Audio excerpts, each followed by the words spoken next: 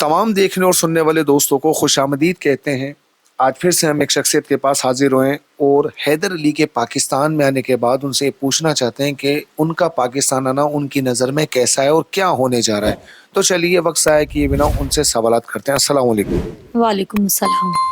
اچھا، آپ سے پہلا سوال یہ کرنا چاہتے ہیں کہ حیدر علی اس وقت پر پاکستان آ چکے ہیں، تو آپ ان کے بارے میں بتائیں کہ اس وقت ان کی کیا کیفیت ہے۔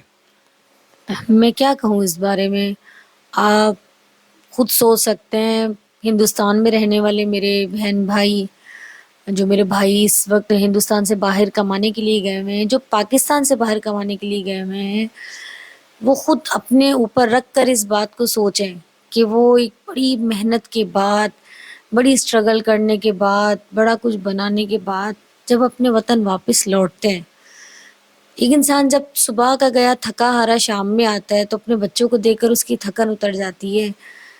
کچن میں اس کی بیوی کام کر رہی ہوتی ہے، اسے دیکھ کر اس کی یہ تھکن اور مزید اتر جاتی ہے اور وہ خوشباش اور ہلکا پھلکا ہو جاتا ہے۔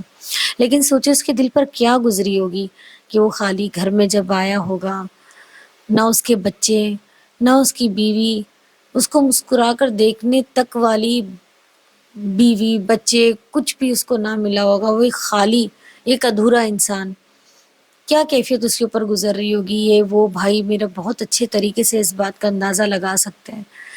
اور رہی بات سیما کی، تو سیما کا جو ہر اسٹیپ ہے وہ بہت زیادہ کنٹروورشل ہے۔ وہ اس وجہ سے ہے کہ اس نے مطلب وہی کام کیا ہے جو انڈیا میں اس وقت عرفی جاوید اور راکھی ساونت کر رہی ہیں۔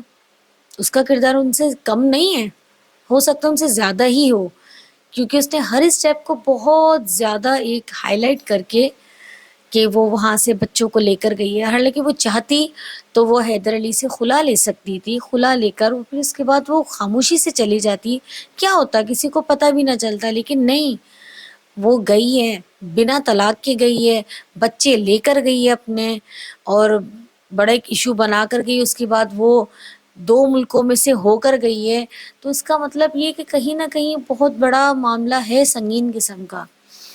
اچھا، اس وقت پر ہم دیکھ رہے ہیں کہ حیدر علی پاکستان میں ہے، تو آپ کو لگتا ہے کہ اے پی سنگھ کو اور سیما کو، سچن مینا کو ٹینشن ہے؟ بالکل بالکل ہے۔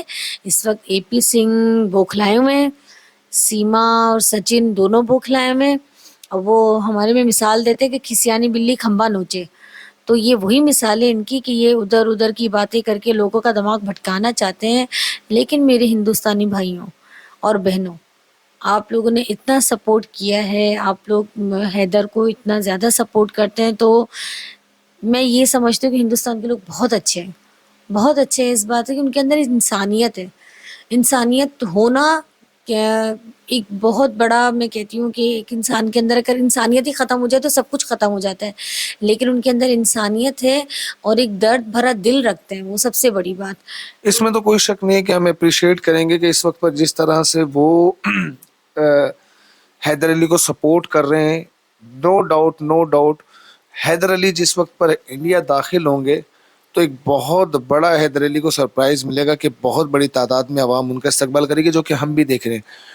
تو ابھی اس وقت آپ کو کیا لگتا ہے کہ حیدر علی جو آئے ہیں، کیا وہ اب انڈیا اپنے بچوں کو لے جانے کے لیے آئے کہ ان کے بچے ان کو مل جائیں؟ بالکل لگ تو یہ صحیح رہا ہے، گفتگو سے یہی معلوم ہو رہا ہے کہ وہ اپنے بچوں کے لیے بہت زیادہ پریشان ہیں، بہت فکر مند ہیں، اور ایک باپ کو ہونا بھی چاہیے۔ ہر باپ ہوتا ہے اپنی اولاد کے لیے اس کی بیٹی بھی بڑی پیاری ہوتی ہے، اس کے لیے اس کا بیٹا بھی بڑا پیارا ہوتا ہے، کیونکہ اس کی تو ساری لائف انہی پر ڈیپینڈ کرتی ہے۔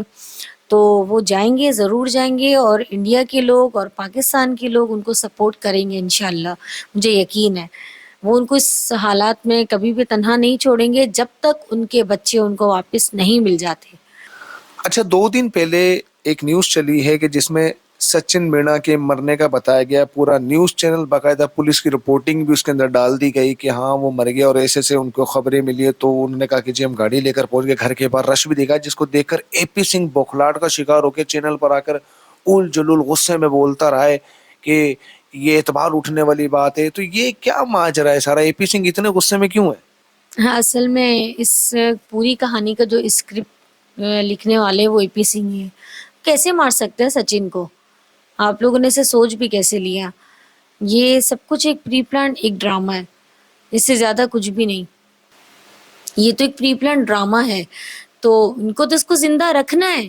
اگر اس کو زندہ نہیں رکھیں گے، اگر انہوں نے دیکھا کہ اب وہ سیما اور سچن کا یہ قصہ دب رہا ہے، انہوں نے اس کو دوبارہ اٹھانے کے لیے، دوبارہ اس کو زندہ کرنے کے لیے انہوں نے یہ ڈرامہ کھیلا، تاکہ لوگوں کے دماغ سے جو یہ چیز ہٹ رہی تھی وہ دوبارہ سے زندہ ہو گئی. تو لازمی سی بات ہے، اس کو زندہ رکھنے کے لیے، خبروں میں ان رہنے کے لیے، اپنی ریٹنگ بڑھانے کے لیے ان کو تو یہ سب کچھ کرنا ہے، اور وہ کرتے رہیں گے. یہ ڈرامے آئے دن کبھی اس کا بچہ مر جائے گا، کبھی کچھ ہو جائے گا، تو یہ سب چلتا رہے گا. یہ جب تک رہے گا ان کی دکان چمکتی رہے گی.